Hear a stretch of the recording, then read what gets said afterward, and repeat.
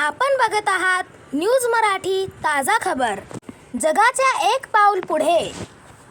साकोली नगर परिषदेच्या निवडणुकीची तारीख जशी जशी जवळ येते तसे तसे निवडणुकीचा प्रचार रंगात येतो.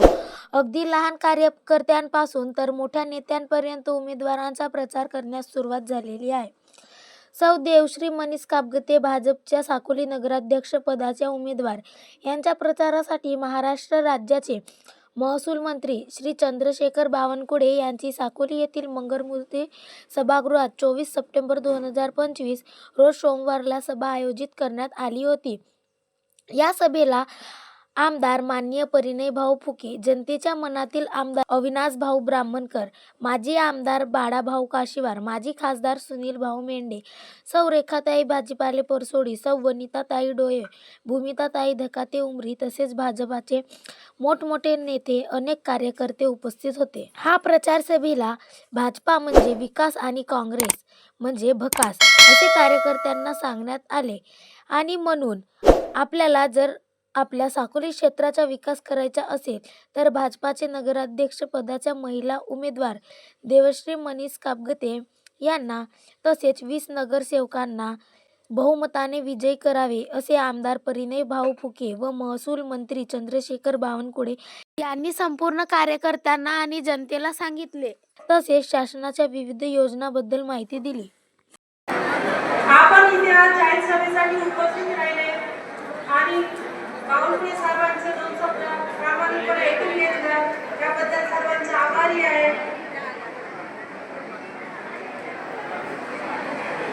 सगळ्यात महत्त्वाचे मी देवश्री मनीष कापगते, डॉक्टर एम. कापगते यांची सुनबाई आहे आणि 1967 साली आमदार राहिलेले शामराव बापू यांची नासून आहे आणि मला पार्टीने नगराध्यक्षाचे उमेदवारी दिली. त्याच्यामुळे मी पार्टीचे आभारी आहे आणि येणाऱ्या निवडणुकीमध्ये तुमचा आशीर्वाद मिळाला तर नक्कीच मी निवडून येईन आणि आमचे 20 उमेदवार सुद्धा 20 उमेदवार निवडून येतील तरच आम्ही ताकदीने तुमच्यासाठी काम करू शकू. त्याच्यामुळे तुमचा आशीर्वाद आमच्यासोबत असू द्या. धन्यवाद. माता की अरे बावनकुळे साहेब आले आहे. तुम्हाला पट्टे पाहिजे की नाही पाहिजे? पाहिजे ना? पाणी पुरवठा योजना पूर्ण प्रत्येक घरी घरी नळ पाहिजे की नाही पाहिजे? तुम्हाला तुमच्या शहराचा विकास पाहिजे की नाही पाहिजे? म्हणून दोन्ही हात वर करून बावनकुळे साहेबांचं स्वागत करत. भारत माता की भारतीय जनता पार्टीचा येणाऱ्या 2 तारखेला घातलेल्या साकोली सेंद्रबाबा नगर परिषदेच्या निवडणुकीत आपल्या भारतीय जनता पार्टीच्या लोकप्रिय व लाडक्या उमेदवार सो देवश्री मनीष कापगते यांना व त्यांच्या सोबत इतर 20 लोकांना निवडून देण्याकरता आणि त्यांच्या प्रचाराकरता इथे आम्ही उपस्थित झालेलो आहे. माझ्यासोबत इथे आज मंचावर तुम्हाला सर्वांना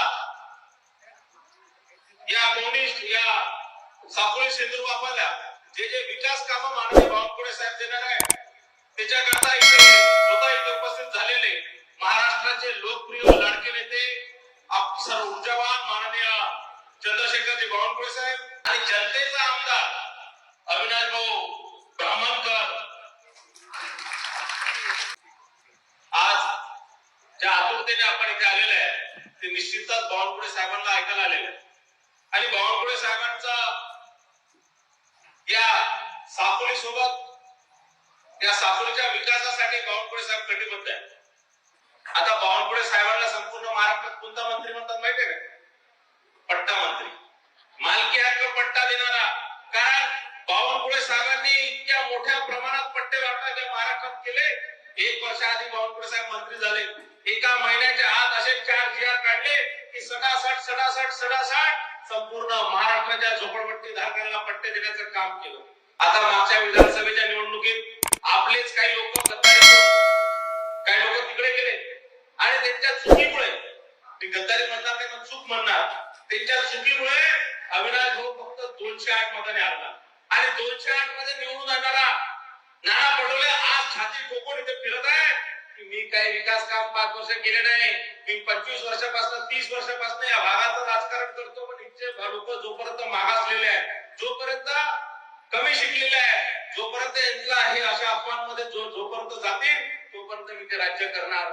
त्याच्या पहिल्या वर्षी मी 5000 मतांनी पडलो. त्याविषयी सांगितलं, माझ्यावर आरोप केले, निवडणुकीच्या 3 दिवसाआधी केली, मारामारी केली, असं झालं, गुंडा अमका ढमका सगळं सांगितलं, तुमची दिशाभूल केली, तुम्ही हे झाले 5 वर्ष तुम्ही परत मागे गेले. आणि आता या विधानसभेच्या निवडणुकीमध्ये फक्त 208 मतांनी जर प्रत्येक बूथवर जर एक मत जर वाढलं असतं ना, फक्त एकच मत, तरी अविनाश भाऊ निवडून आले असते आणि तुम्हाला एक चांगला सामान्यांना आमदार तुम्हाला भेटला असता, एक चांगला काम करणारा आमदार भेटला असता.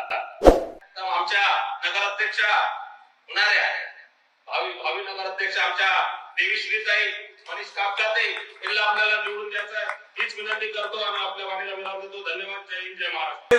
आता भंडारा, नागपूर, महाराष्ट्रामध्ये जेवढे रेती घाट आहे त्या रेती घाटामधले 10% वाळू राखीव ठेवली आहे. ती वाळू साकोलीच्या घर बांधकामाकरता, ती वाळू घरकुलाच्या बांधकामाकरता, ती वाळू साकोलीच्या एकंदरीत उद्या नगराध्यक्ष म्हणून रस्ता, वीज, पाणी त्या ठिकाणी तुम्हाला कॉन्क्रीटचं काम करायचं असेल, 10% वाळू साकोली मधली भंडाऱ्यामध्ये केवळ स्थानिक लोकांच्या वापराकरता आता फ्री ठेवलेली आहे. कुठलाही 1 रुपया आपण त्या ठिकाणी घरकुलाकडनं घेणार नाही. स्थानिक वापराला नगरपालिकेला वाळू मिळणार आहे. आता ठेकेदाराकडे जायची गरज पडणार नाही. डायरेक्ट वाळू तहसीलदार तुम्हाला देणार आहे. हा निर्णय आपण करतोय. बंधू भगिनींनो, मी हे काय सांगतोय, एक कमळाचा मत देवेंद्र ताईंचा 124 योजना घेऊन येणार आहे. निवडणूक ही चंद्रशेखर बावनकुळे, परने फुके, बाळा काशीवार, मान्य अविनाश ब्राह्मणकरच्या नशिबाची नाही आहे. ही निवडणूक त्या ठिकाणी आमची लाडकी बहीण या ठिकाणी देवेश्री ताईच्या नशिबाची नाही आहे. ही निवडणूक पुढचे 5 वर्ष 2029 पर्यंत, पुढचे 5 वर्ष 2030 पर्यंतचे 5 वर्ष, या 5 वर्षामध्ये साकोलीमध्ये जो विकास आराखडा आमच्या देवेश्री ताई तयार करणार आहे, त्या विकास आराखड्याला मोदीजीच्या सरकारकडनं, देवेंद्रजीच्या सरकारकडनं आपल्याला त्या ठिकाणी विकास योजना आणण्याची निवडणूक आहे. बंधू भगिनींनो, 2 तारखेच्या निवडणुकीमध्ये केंद्र सरकारच्या 55 योजना जे मोदीजीचं सरकार साकोली, सेंदूरवाफ्याला पाठवतं, त्या योजना नगरपालिकेला येतं. नगरपालिकेचे अध्यक्ष, नगरसेवक सही करतात आणि ती योजना मग समाजाच्या शेवटच्या गरीब माणसाच्या कल्याणाची योजना हे गरीब माणसापर्यंत पोहोचतं. मागासवर्गीय SC, ST, कोळी समाज असेल, मागासवर्गीय 18 पगड जाती, 12 बलुतेदार, OBC समाज असेल, या समाजाकरता 55 योजना मोदीजीच्या आहे. त्या योजना 2 तारखेच्या निवडणुकीमध्ये याकरता ही निवडणूक आहे. देवेंद्र फडणवीसजीच्या सरकारच्या, आपल्या सरकारच्या 48 विभागाच्या योजना आपल्या नगरपालिकेच्या माध्यमातून या ठिकाणी देवेश्री ताईच्या माध्यमातून सेंदूरवाफा आणि साकोलीला येणार आहे. आणि सर्वात महत्वाचं, आपले पंकज भोयर पालकमंत्री आहे. पालकमंत्र्याच्या माध्यमातून 22 योजना या आपल्या साकोली, सेंदूरबाबा करता नगराध्यक्षाची सही पाहिजे. बंधू भगिनींनो, या ठिकाणी देवेश्री ताईची निवडणूक 124 योजना घेऊन येणार आहे.